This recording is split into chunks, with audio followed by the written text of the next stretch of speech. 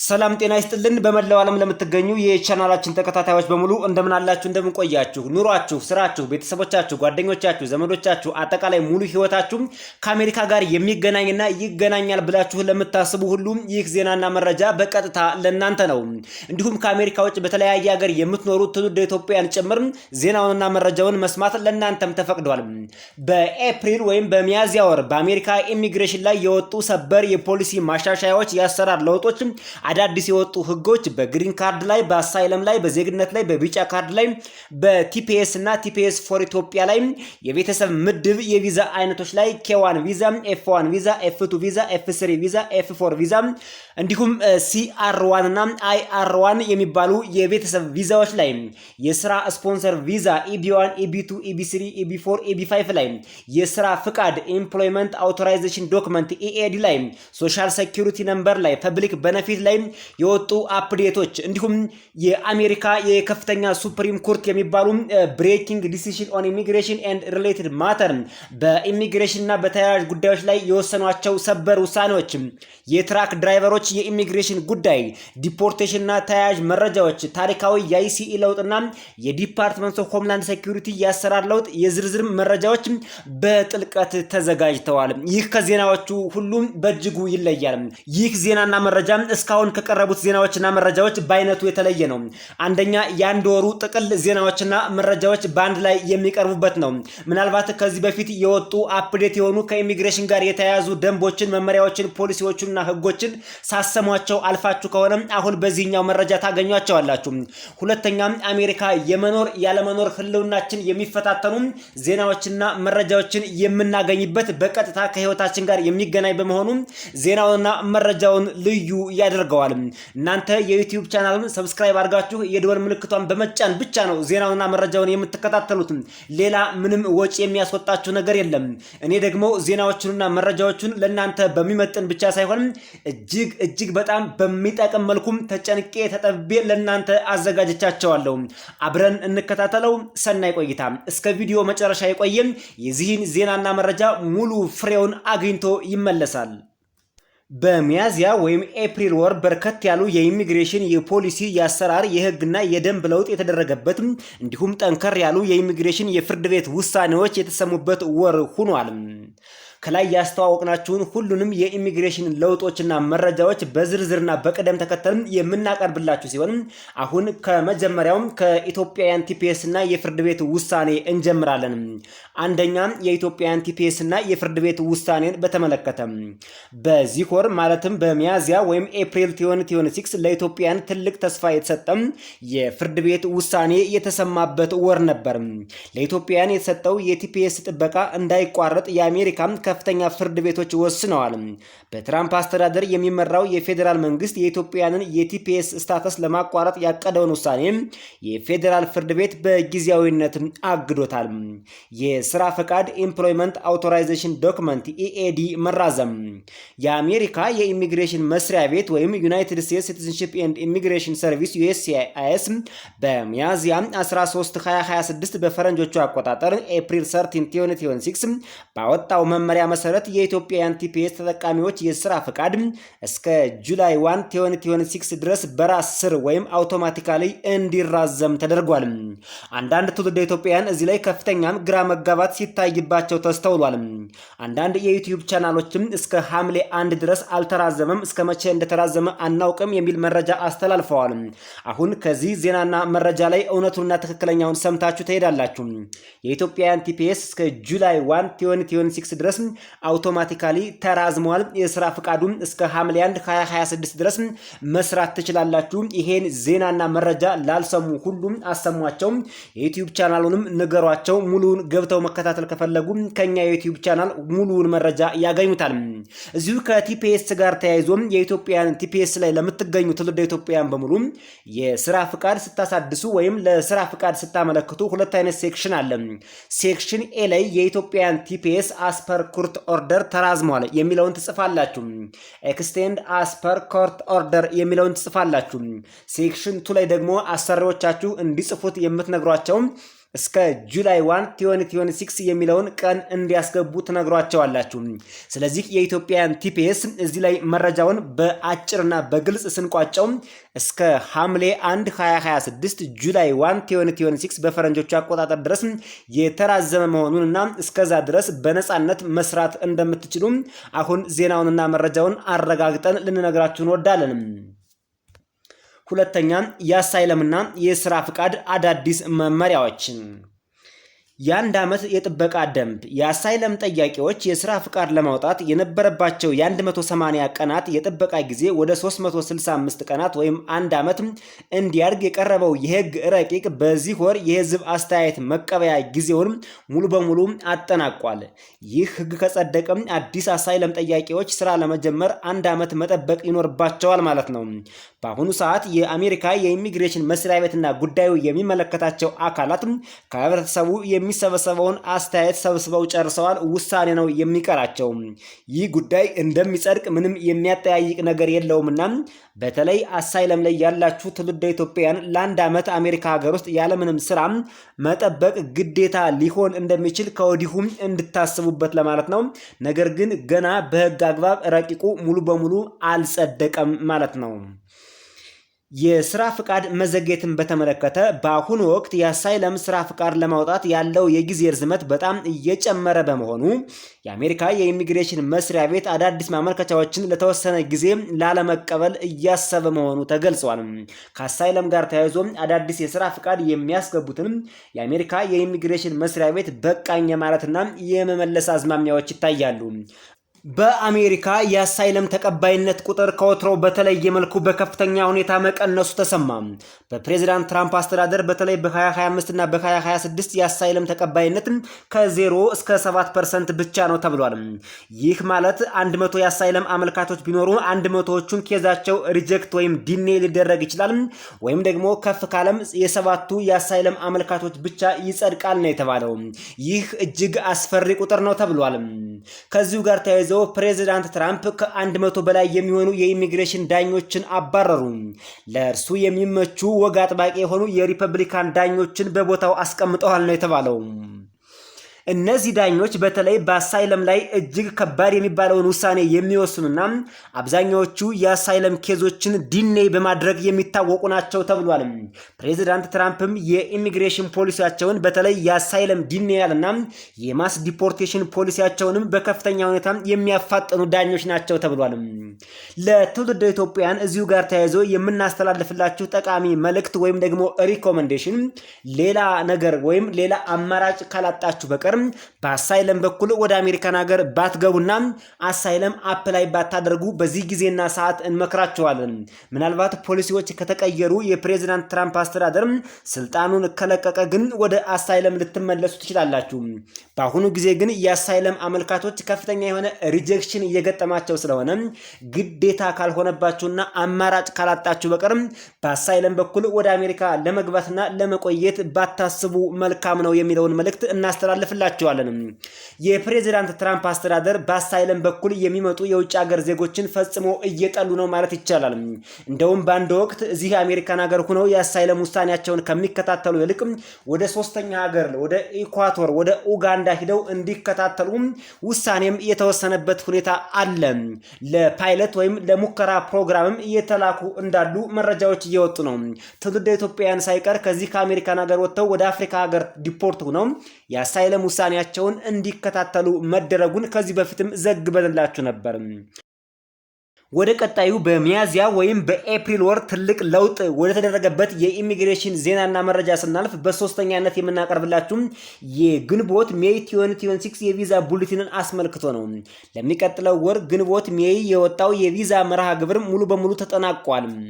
ቀድመን ታዲያ አሁን በኤፕሪል ወይም በሚያዝያ ወር ያቀረብንበት ምክንያት አፕካሚንግ ወይም ደግሞ የሚመጣው የግንቦት 2026 የቪዛ ቡሌቲን ቀድሞ አሁን በሚያዝያ ወር ስለተነገረና ቪዛ ቡሌቲኑም ስለወጣ ነው። የቤተሰብ ቪዛ ላይ F1 F2A F2B F3 F4 በቤተሰብ ምድብ ላይ እዚህ ግባ የሚባል ትልቅ ለውጥ አልታየበትም። የሚያዝያውም የግንቦቱ የሚመጣውም እዚህ ግባ የሚባል ለውጥ የለውም። የአሜሪካ የኢሚግሬሽን መስሪያ ቤት ማመልከቻዎችን የሚቀበለው በፋይናል አክሽን ዴት ሰንጠረዥ መሰረት ሆኗል። ይህንንም እንዳትረሱ። F2A ቪዛ ምድብ ላላችሁ ማመልከቻው ከከረንት ወይም ክፍት ሲሆን የቪዛ ውሳኔው ግን ገና ኦገስት 2024 ላይ ቆሟል። በF2A የቪዛ ምድብ ላይ ለምትገኙ ትውልደ ኢትዮጵያውያን በሙሉ አሁን ማመልከቻው ክፍት ነው። ምንም አይነት ወረፋ መጠበቅ የለባችሁም። ወረፋ መጠበቅም አያስፈልግም። ለማመልከቻ ነው። ግን ቪዛውን ለመውሰድና ግሪን ካርዱን ለማግኘት ወይም ለግሪን ካርድ ያለውን ቀጠሮ ለማግኘት ግን ገና ነሐሴ 2024 ወይም ኦገስት 2024 ላይ ያለውን እየተመለከቱ ነው ማለት ነው። ስለዚህ የ2025 የ2026 እና የ2024 ደግሞ መስከረም፣ ጥቅምት፣ ህዳር፣ ታህሳስ ድረስ ገና እየታዩ አይደለም ማለት ነው። የስራ ቪዛን በተመለከተ EB1 EB2 EB3 EB4 EB5 የEB1 ለአብዛኛዎቹ ሀገራት ክፍት ነው፣ ከረንት ነው። በEB1 የቪዛ ታይፕ ለምትመጡ ትውልደ ኢትዮጵያውያን ሙሉ በሙሉ ክፍት ነው። ምንም አይነት ወረፋ የለውም። EB2 እና EB3 ቀኖቹ ሳይንቀሳቀሱ ባሉበት ተረጋግተው ቀጥለዋል። EB5 የኢንቨስትመንት ቪዛ አይነቶች ናቸው። የህንድና የቻይና ዜጎች ቁጥር በመጨመሩ ቀኖቹ ወደ ኋላ ሊመለሱ እንደሚችሉ ማስጠንቀቂያ ተሰጥቷል። ለኢትዮጵያውያን ግን ምንም የተባለ ነገር የለም። EB5 ምድብ ለምትገኙ ማለት ነው። ምናልባት የቤተሰብ የቪዛ ምድቦች አጠቃላይ ቪዛ ቡሌቲንስ ምን ማለት ነው? F1 F2A F2B F3 F4 የሚባሉት እንዲሁም የስራ ቪዛዎች EB1 EB2 EB3 EB5 የመሳሰሉት ምን ማለት ናቸው? በዚህ ምድብ ማን ነው የሚገባው የሚለውን በዝርዝር ማየት ከፈለጋችሁ አሁን ይህ ቪዲዮ ከተለቀቀበት ትንሽ ወደ ኋላ መለስ ብላችሁ ከኛ የዩቲዩብ ቻናል ላይ ኢትዮቨርቴክስ ብላችሁ ብትገቡ የእያንዳንዱን ዝርዝርና ሙሉ የቪዛ ቡሌቲኑን ሰንጠረዥ ታገኙታላችሁ። ወይም ደግሞ ከዚህ ቪዲዮ ስር በዲስክሪፕሽን ላይ እናስቀምጥላችኋለን። ገብታችሁም ያንን ማየት ትችላላችሁ። ወደ ቀጣዩ የኢሚግሬሽን ዜናና መረጃም አልፈናል። ወደ ቀጣዩ ዜናና መረጃ ስናልፍ በአራተኛነት ወደ ተቀመጠው የኢሚግሬሽን በተለይ ደግሞ በሚያዝያ ወይም በኤፕሪል ወር ትልቅ ለውጥ ተደርጎበታል ተብሎ ስለሚታሰበው የአይሲ እና የዲፓርትመንት ኦፍ ሆምላንድ ሴኩሪቲ የአሰራር የደንብና የስርዓት ለውጥ ላይ አተኩረን እንዘግባለን። የከባድ መኪና ሹፌሮችን በተመለከተ በርከት ያለ ቁጥር ያላቸው የከባድ መኪና ሹፌሮች በተለይ ደግሞ CDL ኮመርሻል ድራይቪንግ ላይሰንስ ያላቸው በቅርቡ ሙሉ በሙሉ የመንጃ ፍቃዳቸው ወይም ኮመርሻል ድራይቪንግ ላይሰንሳቸው እንደሚቀማ የአሜሪካ የኢሚግሬሽን መስሪያ ቤትና የዲፓርትመንት ኦፍ ሆምላንድ ሴኩሪቲ ሰበር ዜናና መረጃ ያወጣው በዚህ በኤፕሪል ወር ነበር። ሁኔታው እንዲህ ነው። ህጋዊ ሰነድ ለሌላቸውና ቋሚ የአሜሪካ የመኖሪያ ፍቃድ ለሌላቸው በሙሉ የወጣ ነው። ግሪን ካርድ ያላቸውና ዜግነት ያላቸውን ፈጽሞ አይመለከትም። ቋሚ የመኖሪያ ፍቃድ ወይም ህጋዊ ሰነድ ለሌላቸው ግን የኮመርሻል ድራይቪንግ ላይሰንሳቸው ሙሉ በሙሉ እንደሚሰረዝና የያዙትም እንደሚቀማና ገቢ እንደሚያደርጉ እየተነገረ ነው። የጊዜ ገደብም ጭምር አስቀምጠውለታል ነው የተባለው። ስለዚህ ትውልደ ኢትዮጵያውያን በዚህ ሙያ ላይ የተሰማራችሁና ቋሚ የመኖሪያ ፍቃድ የሌላችሁ አሁን የያዛችሁት የከባድ መኪና አሽከርካሪነት ስራ በኮመርሻል ድራይቪንግ ላይሰንስ የተያዘ ከሆነ እንደማያዋጣችሁ አውቃችሁ በአስቸኳይ ሌላ ለህይወታችሁ የሚጠቅም ስራ መፈለግ እንዳለባችሁ ልንነግራችሁ ነው።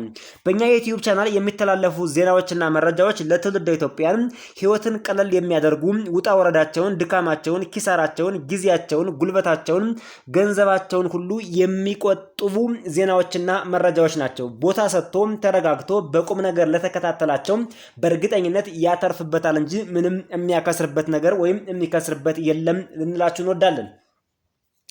ዲፖርቴሽንን በተመለከተ የአይሲ እና የዲፓርትመንት ኦፍ ሆምላንድ ሴኩሪቲን የሚያዝያ ወር ዜናዎችና መረጃዎች እያቀረብን ስለሆነ አንደኛው ዲፖርቴሽን ነው። አይሲ ወንጀል የፈጸሙና ለህዝብ ደህንነት ስጋት የሆኑ ግለሰቦችን በቅድሚያ የመያዝና የማባረር ስራውን አጠናክረው የቀጠለ ሲሆን እስካሁን በተለይ ደግሞ በጥር ወርና በታህሳስ ወር ወይ ዲሴምበርና ጃንዋሪ ላይ በታዩት የኢሚግሬሽን ማስ ዲፖርቴሽን አይነት እንቅስቃሴዎች ግን በአሜሪካ ምድር በአብዛኛዎቹ አካባቢዎች ቀንሰዋል፣ ጸጥ ረጭ ብሏል ነው የተባለው። ለዚህ ደግሞ እንደ ትልቅ ምክንያት የሆነው የዲፓርትመንት ኦፍ ሆምላንድ ሴኩሪቲ በጀት አለመጽደቅ። በተለይ ዲሞክራቶች ለዚህ ዲፓርትመንት በጀት አያስፈልገውም፣ ይህ ዲፓርትመንት ጌስታፖ ነው፣ ይህ ዲፓርትመንት የናዚ ስርዓት ነው፣ ስደተኞችን በከፍተኛ ሁኔታ ያስጨንቃል፣ ያስራር፣ ያባራል፣ ቤተሰቦችን ይለያያል፣ ህፃናትን ሳይቀር አስረው ነበር፣ ስደተኞችን አስፓልት ላይ እየጎተቱ በረዶ ላይ ሲያሰቃዩቸው ነበር፣ መኪናዎችን ይሰብሩ ነበር፣ ያለ ፍርድ ቤት ትዕዛዝ በየቤቱ ይገቡ ነበር በሚል ዲሞክራቶች ባነሱት ንቅናቄ መሰረት ትውልድ አሜሪካውያን በ42 እና ከዛ በላይ በሚሆኑ የአሜሪካ ግዛቶች ዳር እስከ ዳር ተጠራርተው በረዶውና ብርዱ ሳይበግራቸው ለኛ ለስደተኞች ብለው ባደረጉልን ከፍተኛ ተቃውሞና ትግል የመጣ ለውጥ ነው። አሁን በአሜሪካ የአይሲ ኤጀንት የሚባለው አይደለም ስደተኞችን በየበሩ ቤት እየሰበረና መኪና እየሰበረ መያዝ ይቅርና እንዲሁም ህገወጥ የተባሉትንም እንኳን ለመያዝ በጀት የለውም ነው የተባለው። ከዚህ በፊት በተለይ በታሳስና በጠር ወር የአይሲ ኤጀንቶች አንድን ስደተኛ አስረው ወይም ይዘው ሲወስዱ በወሰዱት የሰው ቁጥር ልክ የቀን አበልና ዶላር ይሰጣቸው ነበር፣ ርብጣ ገንዘብም ያገኙበት ነበር። አሁን እሱ ሁሉ ሙሉ በሙሉ ደርቋል። ለዲፖርቴሽን የተመደቡ አውሮፕላኖችና ሲከፈል የነበረው በጀትም ሙሉ በሙሉ በመድረቁ ምክንያት የዲፓርትመንት ኦፍ ሆምላንድ ሴኩሪቲ አስተዳደር ዜጎችን ዲፖርት ለማድረግ አውሮፕላኖችን ከመጠቀም እንቆጠብ፣ በየብስ ትራንስፖርት በመሳሰሉት እንውሰዳቸው የሚል መረጃ ያወጣበትም በዚሁም በሚያዝያ ወር ነበር። አጠቃላይ የሚያዝያ ወር የአይሲ እና የዲፓርትመንት ኦፍ ሆምላንድ ሴኩሪቲን አሰራር ስንመለከተው ከወትሮው በተሻለ መንገድ ለስደተኞች እረፍትን፣ ሰላምንና መረጋጋትን የሚሰጥ ሆኗል። ነገር ግን አሁንም የፕሬዚዳንት ትራምፕ አስተዳደር ከስሩና ሙሉ በሙሉ እስካልተወገደ ድረስ በስደተኞች ላይ እዚህ ግባ የሚባል ሰላም እንደማይኖር ማወቅና ማስመር ያስፈልጋል። ወደ ቀጣዩ ዜናና መረጃ አለፍን። በአምስተኝነት ለእናንተ የምናቀርብላችሁና በኤፕሪል ወይም በሚያዝያ ወር ትልቅ ማሻሻያና ለውጥ ተደርጎበታል ተብሎ የሚታሰበው የዜግነት ሲቲዝንሺፕ እና ማህበራዊ ጥቅማ ጥቅሞች ፐብሊክ ቤኔፊትን በተመለከተ ነው። የሶሻል ሴኩሪቲ ነምበር ትብብርን በተመለከተ አሁን ላይ የስራ ፍቃድ ሲያመለክቱ ወዲያውኑ የሶሻል ሴኩሪቲ ካርድ አብሮ እንዲመጣም የሚያደርገው አሰራር ይበልጥ ተቀናጅቶ ቀጥሏል። የስራ ፍቃዱ ከጸደቀ በ14 ቀናት ውስጥ የሶሻል ሴኩሪቲ ነምበር አብሮ ይመጣላችኋል። ነገር ግን ስትሞሉ ከዚህ በፊት የስራ ፍቃድ ስታመለክቱ የስራ ፍቃድ የምታመለክቱበት ፎርም ላይ እዛው ጎን በጎን አብሮ ሶሻል ሴኩሪቲ ነምበርም ይምጣልኝ የምትል ፎርም ነበረች። እሷን ራዲዮ በተን ብቻ ክሊክ አድርገን ወይም ደግሞ ማኑዋል ከሆነ ራይት ቲክ አድርገን እንሞላ ነበር። አሁን እሱ ሙሉ በሙሉ ቀርቷል። የስራ ፍቃድ ካመለከታችሁ በኋላ ለሶሻል ሴኩሪቲ ነምበር ደግሞ የምታመለክቱት በሌላ ማመልከቻና በሌላ ቅጽ ራሱን ችሎ ለብቻ ሆኗል ማለት ነው። ነገር ግን አብራችሁ በአንድ ላይ ማስገባት ትችላላችሁ።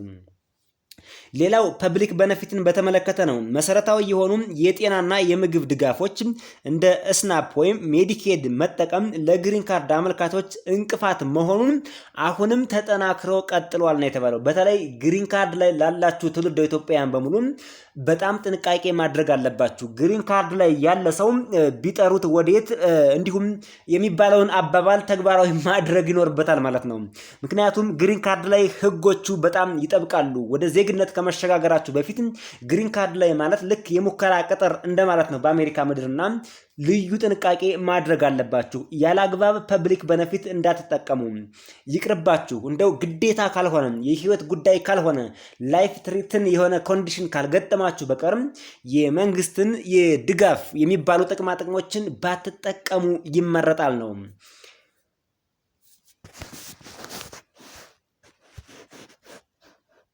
የተከበራችሁ አድማጭ ተመልካቾቻችን የሚያዝያ ወር ኤፕሪል 2026 የ20 ቀን አጠቃላይ የኢሚግሬሽን ዜናዎች ጠቅላላ ተደርገው ሲቀርቡ አሁን የሰማችኋቸውንና ያዳመጣችኋቸውን ይመስሉ ነበር። ለሌላ ተመሳሳይ የኢሚግሬሽን ዜናና መረጃ ይህን የዩቲዩብ ቻናል ሰብስክራይብ ማድረግ እንደ ትልቅ ብልሃትና ጥበብ ነው እያልን የዩቲዩብ ቻናሉን ሰፖርት ማድረግ ለምትፈልጉ ተመሳሳይ መረጃዎች በበለጠ ጥራትና በበለጠ ፍጥነት እንዲደርሷችሁ በሱፐር ቻት፣ በሱፐር ስቲከር በስቲከር በሱፐር ታንክስ እንዲሁም ደግሞ ቻናል ሜምበርሺፕ ወይም ደግሞ የቻናሉ አባል ሆናችሁ በመመዝገብ ድጋፋችሁን ማሳየት የምትችሉ መሆኑን እየገለጽን በሌላ ዜናና መረጃ እስከምንገናኝ ለዛሬው ሰናይ ቆይታ በዚሁ ተሰናብተናል።